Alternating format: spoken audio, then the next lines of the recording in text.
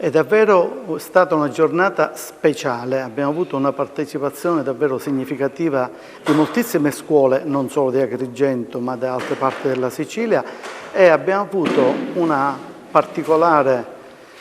attenzione da parte del sindaco di Napoli, il quale ha mandato una bellissima lettera per adesione alla nostra iniziativa e oggi è intervenuta la rappresentante per l'ambiente del Comune di Napoli per chiedere, intanto per offrire la loro collaborazione, ma per chiedere anche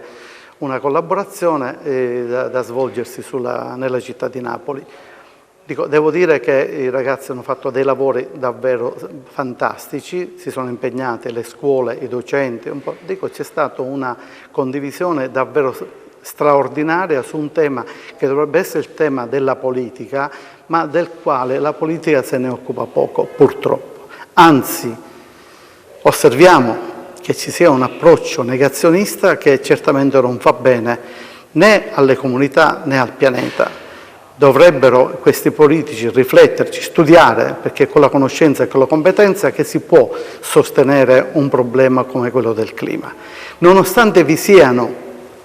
le scelte fatte da Kyoto, da Parigi e in ultimo poi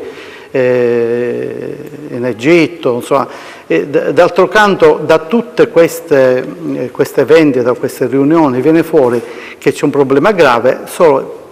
con dati scientifici certi e acclarati da fior di studiosi, però le persone fanno finta di non vedere. Mi sembra come un bel libro che ho letto qualche tempo fa, I sonnambuli, quando stava per accadere la seconda guerra mondiale, tutti stavano lì a pensare cosa fare e poi è arrivata la guerra. Un po' quello che sta accadendo anche adesso con l'Ucraina, con Palestina e Israele. Insomma, non c'è peggio di chi non vuol vedere. Purtroppo viviamo un momento talmente pericoloso, talmente difficile, invece presupporrebbe un impegno